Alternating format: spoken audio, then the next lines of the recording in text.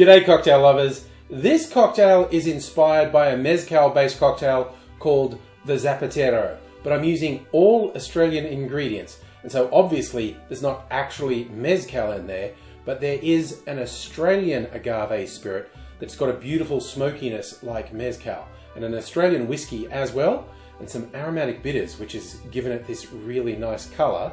But time for the taste test.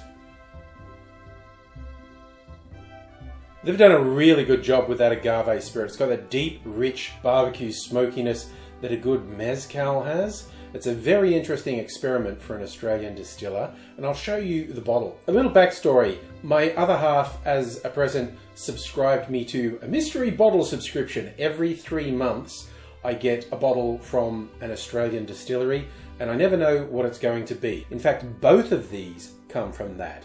This whiskey that I'm using, this is a Raymond B. Corn whiskey from Western Australia. They've essentially followed the rules for making bourbon with this, but of course it's Australian, so they can't call it bourbon. It's a corn whiskey.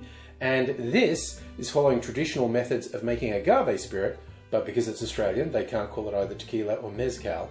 They've gone with asp. The distillery is called Black Snake, so that's a nice spin-off. This is the asp. Joven means unaged, so it's an unaged spirit. I tell you what, for an unaged spirit, it has a lot of character.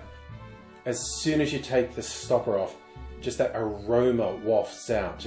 If you know the agave spirits, tequila, mezcal, etc., it's a very familiar aroma. It's got great flavors.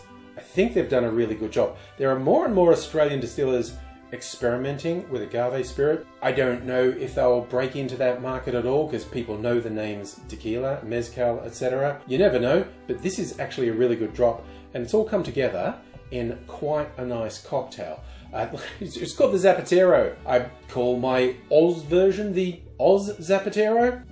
Maybe not. I think I'm going to go with it, but I'll show you how I made it. In a mixing glass, put 1.5 ounces or 45 mils of your agave spirit, then half an ounce or 15 mils of the whiskey of your choice. Then I'm doing about 1/3 of an ounce or 10 mils of orgeat as the sweetener, then 1 dash of aromatic bitters and 1 dash of chocolate bitters. Add ice to the glass, stir that for 20 to 25 seconds to chill and dilute the drink. Then I'm straining that into a rocks glass over a big chunk of sexy clear ice. For a garnish, I'm using a twist of orange peel and a maraschino cherry on a skewer.